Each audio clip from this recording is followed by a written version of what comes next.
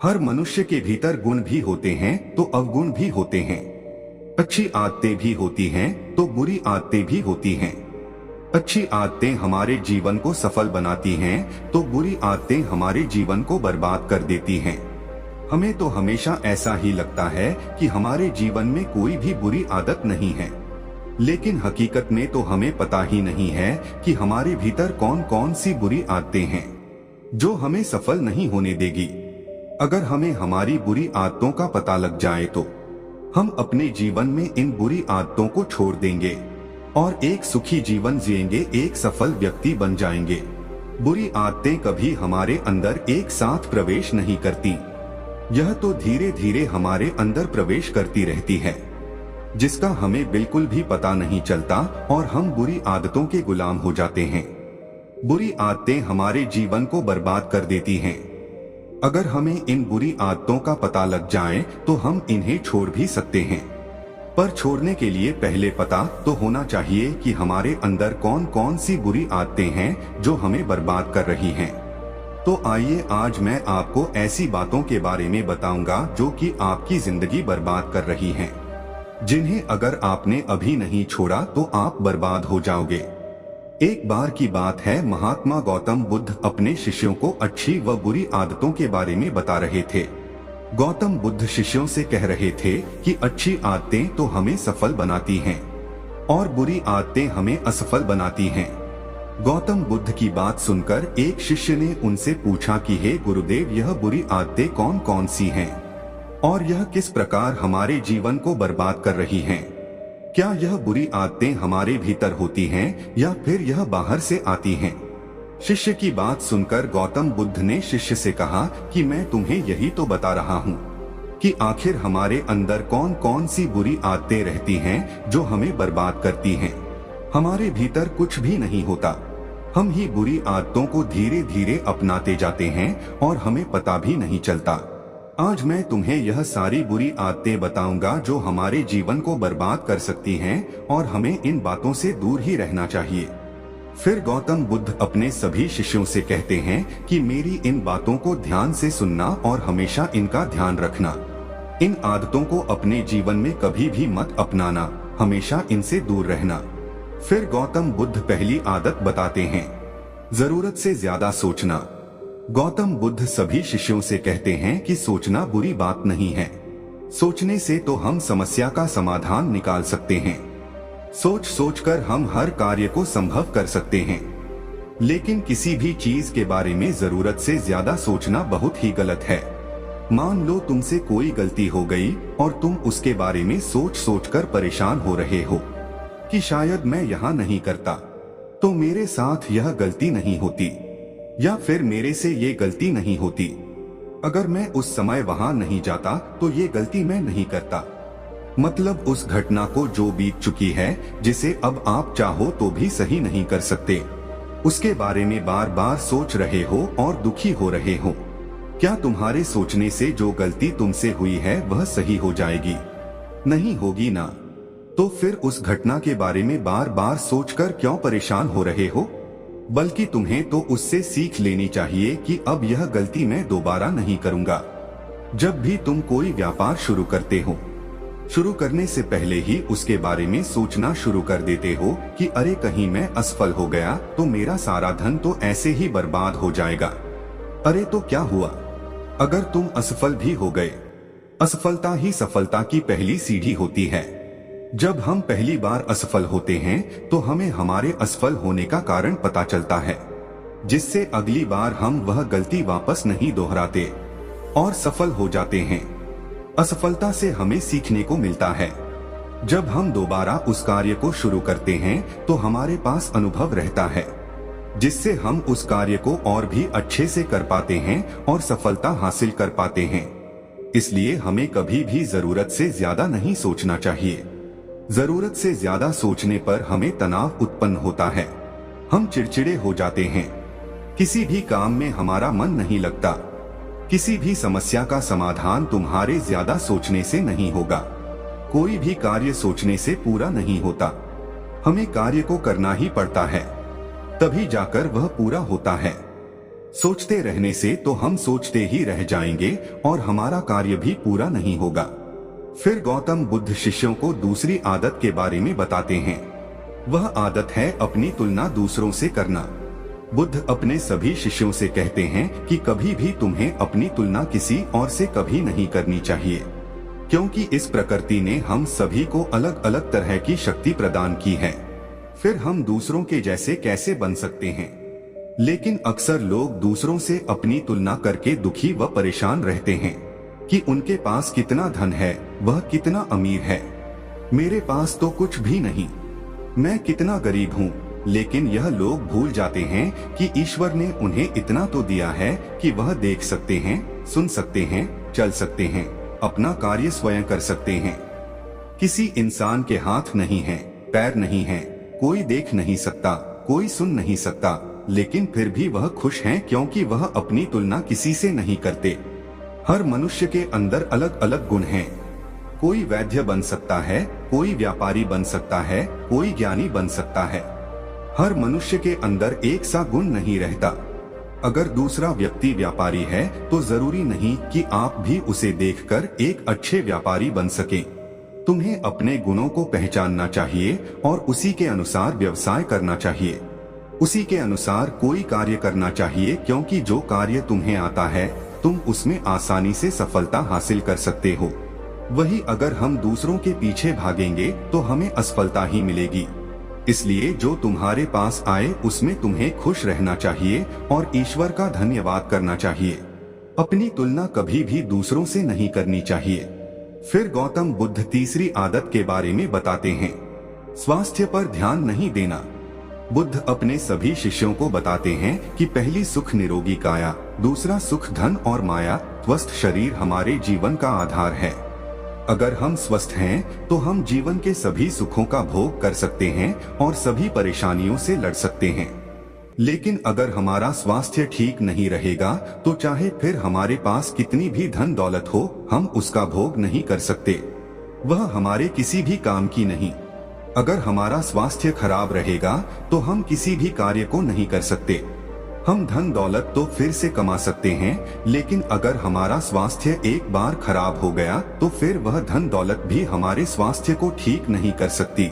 और जब हम स्वस्थ नहीं रहेंगे तो थोड़ा सा कार्य करने पर भी हमें बहुत सारी थकान का अनुभव होगा। हमारा मन किसी भी कार्य में नहीं लगेगा, हम लंबे समय तक कार्य नहीं कर पाएंगे। इसलिए सबसे पहले हमें अपने स्वास्थ्य पर ध्यान देना चाहिए। हमें ऊर्जा युक्त भोजन ग्रहण करना चाहिए, जिससे हमारे शरीर में ऊर्जा आए और हम ठीक तरीके से कार्यों को कर पाएं। हमें व्यायाम भी करना चाहिए। व्यायाम करने से हमारा शरीर स्वस्थ रहता है, हमें किसी भी प्रकार की कोई बीमारी नहीं होती, हमारा शरीर निरोगी रहता है, पूरे दिन ऊर्जा से भरा हुआ रहता है, हमें थकान का अनुभव भी नहीं होता। हम पूरे दिन अच्छे से कार्यों को कर पाते हैं, लेकिन अधिकतर लोग कार्य करने में ही पागल रहते हैं। वह अपनी स्वास्थ्य पर कभी ध्यान ही नहीं देते। वह तो हमेशा धन कमाने में लगे रहते हैं। उनमें धन कमाने की होड़ सी लगी रहती है और जब धन का उपयोग करने की बारी आती है तब उपयोग नहीं कर पाते, क्योंकि उसका स्वास्थ्य खराब हो चुका होता है। धन कमाने के चक्कर में उन्होंने कभी अपने स्वास्थ्य पर ध्यान ही नहीं दिया, जिससे उनके शरीर में बीमारी हो चुकी है। और जब हमारा शरीर बीमारियों से ग्रस्त है तो फिर हम किसी भी सुख सुविधा का आनंद नहीं ले पाते, और इतनी सुख सुविधा धन दौलत होने के बाद भी हम दुखी ही रहते हैं। इसलिए हमें सदैव हमारे स्वास्थ्य पर ध्यान देना चाहिए। फिर गौतम बुद्ध चौथी बुरी आदत के बारे में बताते हैं, वह है नकारात्मक लोगों के साथ रहना। बुद्ध अपने सभी शिष्यों से कहते हैं कि तुम जैसे लोगों के साथ रहोगे तुम भी वैसे ही बन जाओगे। अगर तुम अच्छे लोगों के साथ रहते हो तो अच्छे बनते हो, और अगर तुम बुरे लोगों के साथ रहते हो तो बुरे बनते हो। जिन लोगों की सोच छोटी है वह कभी भी कुछ बड़ा नहीं कर पाते। जिन लोगों की सोच नकारात्मक होती है वह हर चीज के बारे में बस बुरा ही सोचते हैं। वह चीजों में बस बुराइयां ढूंढने का ही काम करते हैं। अगर तुम कुछ भी अच्छा कर रहे हो तो वह उसमें भी कोई न कोई गलती निकाल ही देंगे। वह तुम्हारा मनोबल गिराएंगे, तुमसे कहेंगे कि यह गलत है। तुम ऐसा क्यों कर रहे हो? तुम कुछ भी नहीं कर सकते, और अगर तुम कुछ करना भी चाहोगे तो वह तुम्हें उसके बारे में गलत राय देकर उस कार्य को करने नहीं देगा। तुम्हारे अंदर भी वह बिना काम का भय उत्पन्न कर देगा, जिससे कि तुम उसकी बातों में आकर अपने कार्य को छोड़ दोगे। अगर तुम उनसे किसी भी कार्य के बारे में कोई राय मांगते हो तो वह तुम्हें कभी भी अच्छी सलाह नहीं देंगे, हमेशा गलत राय ही देंगे कि अरे यह तो तेरे से नहीं होगा, हमसे नहीं हुआ तो फिर तेरे से कैसे हो सकता है। और फिर तुम भी उसकी बातों में आ जाते हो कि हाँ यार सही तो कह रहा है, यार अगर इससे नहीं हुआ तो फिर मेरे से कैसे होगा। वह खुद तो कुछ करता नहीं है और ना ही तुम्हें करने देते हैं, और फिर धीरे धीरे तुम उनके जैसे बन जाते हो। वही छोटी सोच उनके जैसी, वही जिनकी सोच अच्छी होती है वहाँ हमेशा सफल बनते हैं। वह आपको हमेशा अच्छी राय देते हैं, आपका मनोबल बढ़ाते हैं, आपकी मदद करते हैं कि तू कर, मैं तेरे साथ हूँ। वह कभी भी आपको हिम्मत नहीं हारने देते, सदैव आपके साथ खड़े रहते हैं। इसलिए कभी भी नकारात्मक लोगों की संगति में मत रहो। गौतम बुद्ध शिष्यों को 5वीं आदत के बारे में बताते हैं, और वह 5वीं आदत है किसी कार्य के प्रति टालमटोल करना। बुद्ध अपने सभी शिष्यों से कहते हैं, तुम्हें कभी भी अपने कार्यों को कल पर नहीं टालना चाहिए। यह कभी भी नहीं करना चाहिए कि अभी मेरा मन नहीं है, मैं बाद में इसे कर लूंगा, आज मैं इस कार्य को नहीं करूंगा लेकिन कल अवश्य कर लूंगा।